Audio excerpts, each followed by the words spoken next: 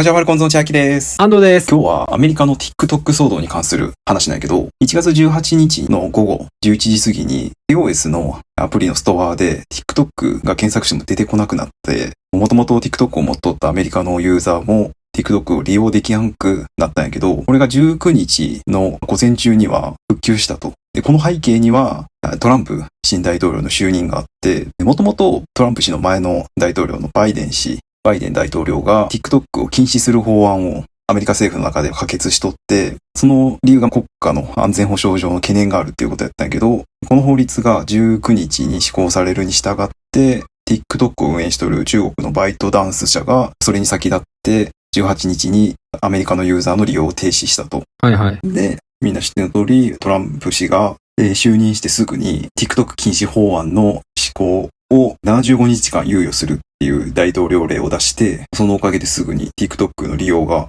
再開されて、アメリカやと TikTok のユーザーが1億7000万人以上おるらしくて、多くが若者なんやけど、このおかげでトランプ氏の若者の支持率がすごく上がったっていうことなの。みたいやね。トランプ氏はこの75日間の間に、アメリカの資本が 50% の株式を持つことが望ましいっていうことを言っとって、だからアメリカの民間企業に TikTok の株式を 50% 以上買わせるっていう風なことを言っとんのよな。今のとこ普通にアメリカ国民は TikTok も使えとるし、今後その75日間経った後にまた利用停止されるかどうかみたいなところに注目が集まっとると。それはまだ分からんねやんな。そうやな。15日やから多分4月の上旬にまたその選択を迫られる時があって、禁止にするのかまた延期にする可能性もあるってことやんな。かねてからバイデン大統領の時からTikTok の運営会社のバイトダンス社に TikTok のアメリカ事業を売却しろっていう風に迫っとったんやけど、バイトダンス社の CEO が売却する意向はないと言っとったんよ。結構政治的な意味も絡んでくるかもしれん話になるんやけどさ。TikTok 自体が結構きな臭い噂がいっぱいあって、情報抜かれるとか、中国政府がユーザーの情報を抜き取っとるとかいう話もあったりして、バイトダンス社が中国共産党にユーザーの情報を提供してるとかな、そういう噂もあったりして、安全保障上良くないっていうことで禁止するっていう法案を可決したな。あくまでも噂レベルにしろ、よくそんな禁止法っていうのが一回通ったよな。そうやな。TikTok をさ、禁止するってもうこれ日本でやったらさ、すげえ叩かれると思うで。特にさ、若者なんて TikTok はもうライフラインみたいになってるからな。そう。TikTok でだって情報収集してるやろ、ニュースとかも。正直俺もめちゃくちゃ TikTok やってるわけじゃないけどさ、一日の中で見ることはあるけど、でもコメントとかでさ、英語で書かれとるのも多いから、やっぱアメリカとか英語圏の利用者って多いんやなって思ったからさ、アメリカでこんな禁止になったらすげえダメージでかいんやろなとは思ったけど、まあ一日で解除されてよかったよ、本当。実際電車とか乗っとってもさ、若者はほとんど TikTok 見とるし、で海外旅行とか行った時もさ、タイとかベトナムとかでもみんな TikTok 見とるよな。ああ、そうやったな。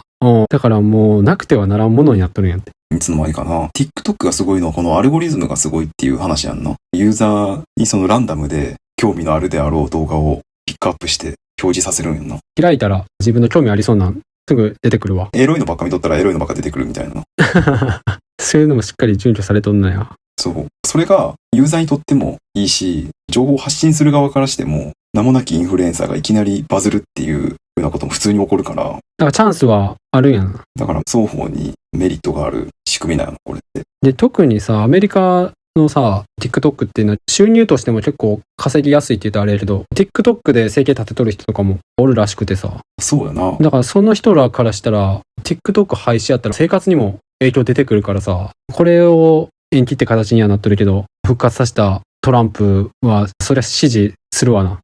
英雄やんな、若者。そう。で、ここまで来たらさ、これももう出来レースなんじゃないかっていう、あえてトランプ逆境に立たせてで解除して黄色に仕立て上げるっていうアメリカ好みの策略なんじゃないかなっても思ったんやけどな。実際10代の支持率が 10% から 30% に上がったっていう噂もあるぐらいかな。影響力でかい。でもさ、延期してさ、安全保障の懸念はいいんかっていう話は。そうだよね。でさ、TikTok がさ、禁止された時にさ、また別の中国のアプリがあって、それが小公書っていうアプリなんやけどさ、それを TikTok の代わりで使う人もおったらしいよね、アメリカで。そう、だから約半日間やけど停止されとったのは、その間に元々のアメリカの TikTok のユーザーがたどり着いたのが、英語でアプリの名前がレッドノートっていう、これも中国のアプリで、中国版インスタグラムみたいなアプリなんやけど、こっちで TikTok 難民っていうハッシュタグが付けられて、で、アメリカ人がそっちで情報発信したりしとったっていうな。でもこれも結局中国のアプリやからさ、情報漏洩っていう観点からしたらさ、どっちにしろ危険じゃない？そうそう、だから、あんまりにもそっちに、レッドノートにユーザーが流れたら、今度はレッドノートを禁止にするぞみたいなことも言っとったらしくて、アメリカ政府が。はいはい。ユーザー側の抵抗なんやろうな、これは。で、レッドノートの方がなんか検査とか厳しいらしい。そうなんだ。らしいよ。実際さ、中国って中国共産党が牛耳っとるからさ、で、中国企業とかもさ、結局中国共産党の言いなりになっとるからさ、中でどうなっとるかわからんわな。確かにな。ただの一般市民がな、自分のプライベートとかが中国政府に覗かれたところで別になんともないんやけどな。確かにな。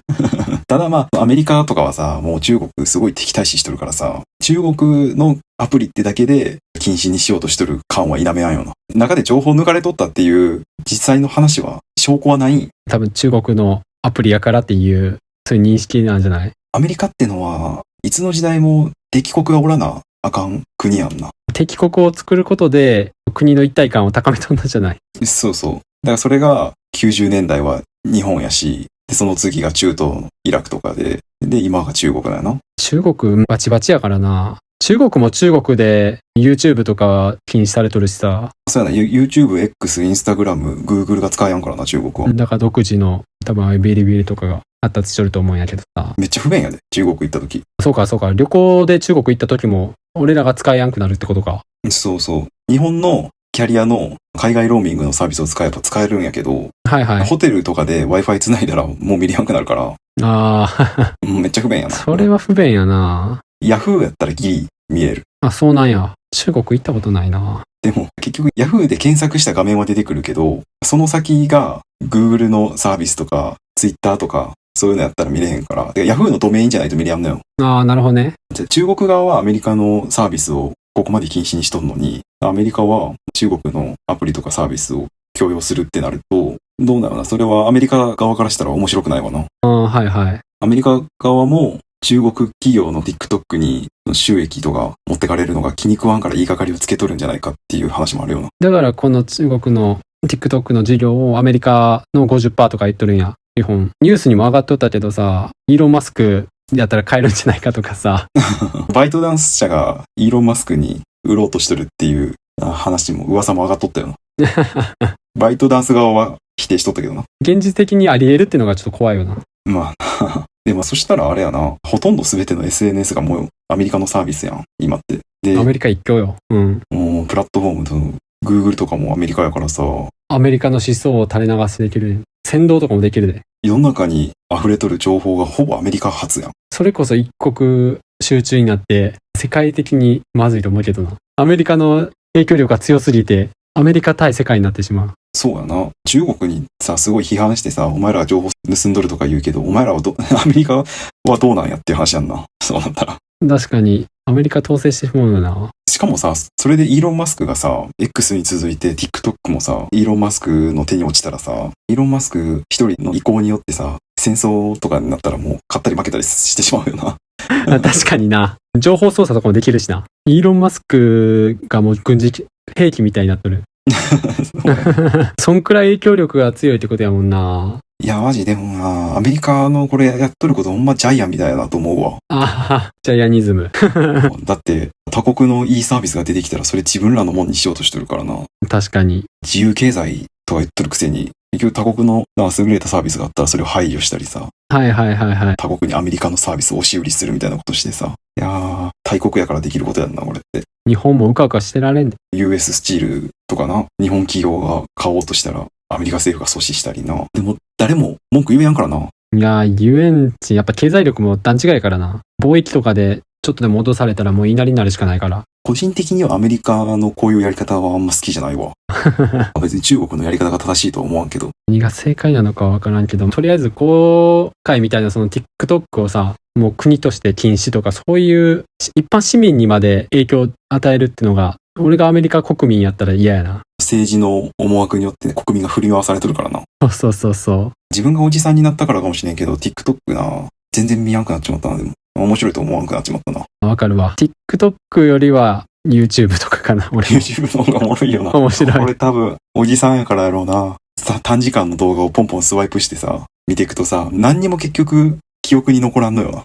俺は何しとったんやろって気になるわ、見とったら。あと俺が知らんだけかもしれんけど、TikTok って倍速できんくない？できるんかな？できやんと思うで。だからもともと倍速になっとる動画とかがあるよな。だからもう今、タイパを重視する。あ、でも若者はそうか。逆に倍速とかで動画を見るから、YouTube とかの方が向いとるんか。余計なものを見たくないから、勝手にアルゴリズムで自分の興味あるものだけをおすすめしてくれる TikTok がいいんやろで、面白くなかったらどんどん飛ばしてって。でもどうしても女子高生が踊っとるやつとか出てきても、別に面白くないしな。俺らが見てもな。なあ。逆に俺らが学生の頃に TikTok あったら、共通の話題とかで楽しめたかもしれんけど、もう30のおっさんが一人で TikTok 見るもんでもないと思うから。もっとな、長い時間でちゃんと情報を得れるとかさ、うん、はいはい。アニメとか映画とかでしっかり内容の詰まったストーリー見る方が面白くなってしまっとるからな。年齢的なもんかもしれんけど。有名な TikToker を上げるとかやっても全然わからんからな。YouTuber とかやったらまだ出てくるけど、TikToker はマジで知らんから。だからそもそも俺が TikTok に馴染んでないから。何見とんねやろうな。若者は TikTok で。踊りとか見とんのかな。じゃないかな。アメリカの若者はな、TikTok でニュース見るらしいけどな。でも日本の若者はニュース見んやろ、TikTok じゃ。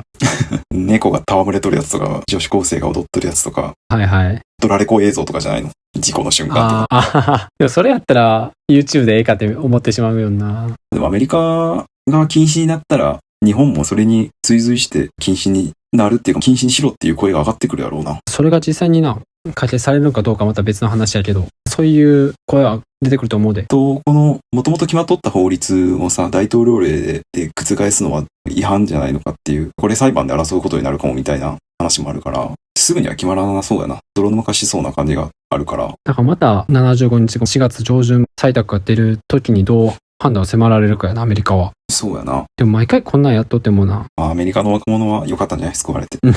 でもこんな、毎回こう決断迫られるのも嫌やけどな。TikTok で生計立てとる人からしてみれば。いつ職するのかわからんしな。他に TikTok と同等のサービスがないのが問題なんやろうな。確かにな。アメリカぐらいやったらな、そういう作れそうやけどな。でも一回こんだけシェア取っちまったらな。確かにな。結局インスタとか YouTube もさ、ショートとかで、リールとかで同じようなサービスやってるけど、全然やもんな。このショート動画、縦型のショート動画をサービスは TikTok がずっとこれからもシェアを取っていくと思うわ。そんな感じで今日はアメリカで起こった TikTok 騒動について取り上げました。ありがとうございます。はい。